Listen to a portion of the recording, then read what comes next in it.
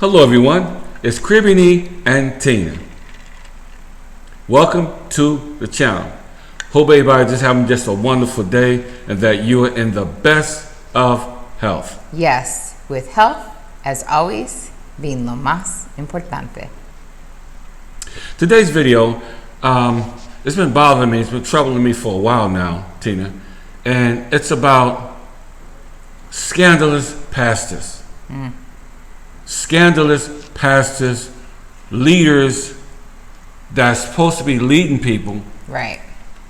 but that are doing things unethical and disrespectful and hurting the church as a whole. Yeah, and this comes off of a question that I asked, me being the inquisitive one. I said that I have a guilty pleasure, which is the Housewives franchise.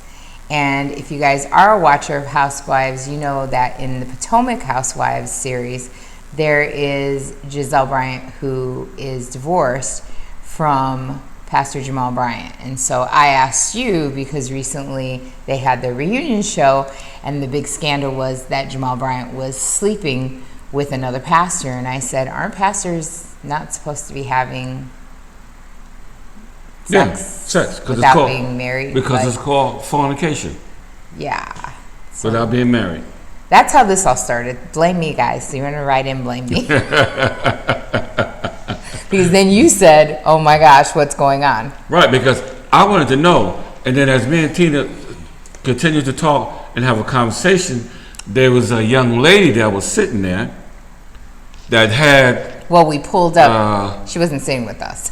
Yeah. I pulled up video to try to explain to him why I said and asked what I said and asked, because he didn't realize that there's a woman that's come forward who was not a pastor, but had claimed to have allegedly had an 8-year relationship with Jamal Bryant. And within those 8 years, he fathered 2 children from 2 other women, and allegedly has 8 children total, of which his wife only has 3. So I said, isn't all that, why would they make him a pastor of the prior, what is it called? It's Eddie Long's old church. New Birth. Right. I'm like, how did he get that gig? New Birth that in church Atlanta, is already Georgia. in trouble. Right. But... Big. You can tell I'm not a pastor. But when I thought about the whole situation, I still have respect for Pastor Jamal Bryant. He's a great speaker. But there's some things that diminish his ministry. His gift. His gift. You're right. His gift. He has a gift, but I don't believe in the ministry. Sorry, I just don't. Well, the Bible said gifts and callings are without repentance anyway. That means you can have a gift and you can be the biggest hellraiser in town. Okay? But I followed... That'd be me, huh? Stop it. I followed him for years. I used to listen to a lot of his tapes. But then when I began to see some things that was going downhill and he wasn't straightforward, I stopped listening to his tapes. And actually, I got rid of him, because I followed him when his church was in Baltimore. Right. And soon as the opportunity came up to go to take over Pastor Eddie Long's church, New Birth, in Georgia, he couldn't wait to get on a plane to get to that church, because he knew there was hundreds and hundreds of people there. That means he's going to be getting a bigger paycheck, bigger revenue, and everything was going to be peaches and cream. Because obviously Jamal Bryant, I watched The Housewives, so his ex-wife, the first few seasons, all she talked about was how he fathered all these children with women in his church in Maryland. So I was like, why would they put him in charge of a bigger church? But check this out. So you get a bonus then when you screw around. Right. That's what you get elevated. You get elevated, or you get a promotion. I don't Okay. get that. You mess up, you move up. Okay, because I seen that happen when I was in the military. But the answer to your question on that one is, he left a trail of shade in Baltimore. Yeah. Before he even got to Eddie Long's church. Right. But the big thing is, but why would the board hide that all? But they hold up. They interviewed a lot of pastors.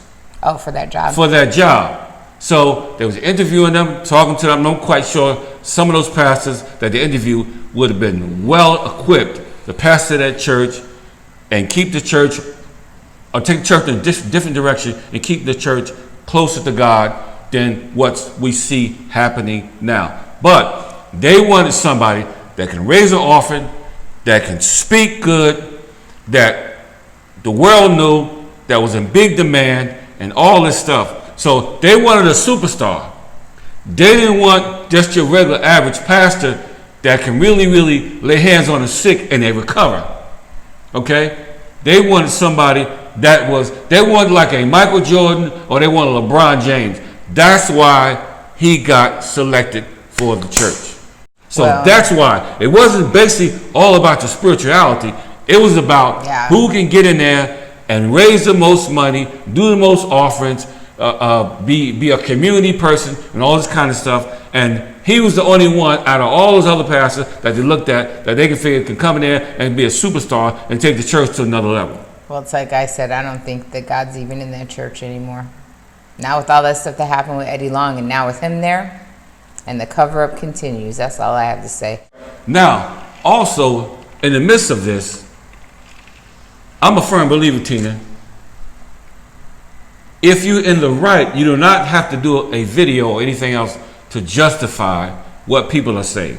And I showed him two, because Pastor Jamal Bryant has done 2 videos claiming his innocence, and in one of them actually asking for forgiveness and saying, what did he say? God's still working on me. I was like, God's working on all of us, but we ain't doing all that. But we ain't doing all that. And not just that church is in trouble, because if you got a problem and if you can't sit down and have some counsel and have somebody to help you to bring you to another level, it continues.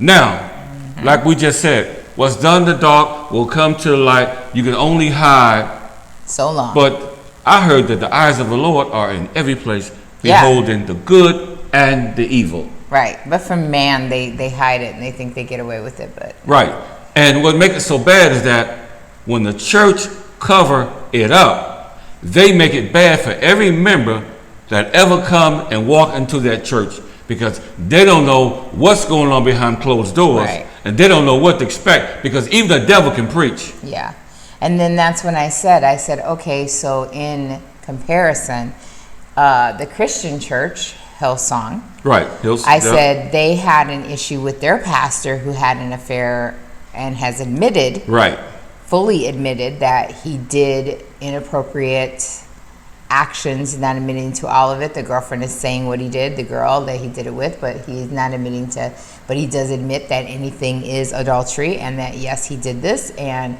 he seeked the counsel of the church. And then when that church stepped in, I said, in contrast, then why did they just automatically let him go and then offer counsel to him, but he was relieved of his job? How come then what's his name? Jamal Bryant. I was like, why does Jamal Bryant get to keep his job? Like, why does he get to? Well, like I said, they're covering for him, okay? And the same thing happened in the Catholic Church, though, Tina. Yes, and which is... The same thing happened in the Catholic Church. I could not ever, in good conscience, ever have gone to a Catholic church knowing the atrocities when the pastors were only moved to another church, to another church, to another church, to finally they were so old that they either retired or were forced into retirement. But how many lives did they destroy in the meantime? Thank God that this Pope here is got the mindset now of that's not allowed anymore. The cover up that the Catholic Church did blows my mind. And what I'm noticing, Tina, is that God will give a man, especially a pastor, that's over a flock of people. Because the Bible said, to whom much is given, much is required. So now you can't do like everybody else and do your stuff in the dark and don't think people ain't going to find out. Because there's going to be somebody somewhere that see you walking around doing this and doing that when you should be there doing this and doing that. So when a pastor gets busted doing things that's not scripture, and it's got a lot of immorality stuff in it, that makes him really no longer qualified to lead the flock. And there's a lot of churches that's got a lot of pastors that are yet doing this. And in this season that we live in, in this COVID season, in the pandemic season, I'm noticing that God is uncovering a lot of people that's got a big name in ministries. Another pastor that comes to mind, Pastor John Gray. Oh, yeah. He was another one. He's on his third alleged affair. Uncovered. Okay, yeah. so when you get to a point where enough is enough, and you got these innocent people that are sitting there starving to hear a word from the Lord. Yeah. Okay, there's some churches. Or people that are coming for the first time, because that's where I come from. I said, listen, if I was a new believer, that would deeply dismay me, because I would be like, well, if you're the one supposedly leading the church and look what you're doing, what would make me want to listen to the word of God or anything that you have to say? I would just either have enough conviction and sense to know that I need to go to another church, right? Absolutely. That's better steered by a stronger person of faith, or God forbid, there's those that just give up on the faith altogether, because they'll go, look at you guys are all sinners and fornicators and far from God, so maybe God doesn't exist like you guys keep on saying. And I look at it this way. I know no man is perfect, but one thing about Christianity, there is a order to the ministry, and the Bible speaks all about that. He gave some gifts for the edifying of the body, for the perfecting of the church. But if you can't perfect your own self, you sure can't perfect the church, because you leaving a trail of trash. It's just like a person. It's just like a person know, if you know that you're allergic to chocolate, you shouldn't be eating chocolate, because if you're eating chocolate, you're gonna break out, and everybody gonna see that you ate something that caused you to break out. Well, it's the same thing when you try to mix righteousness with unrighteousness, because sooner or later it's going to catch up with you. Now, we know that he had a trail of infidelity in Baltimore before he left there.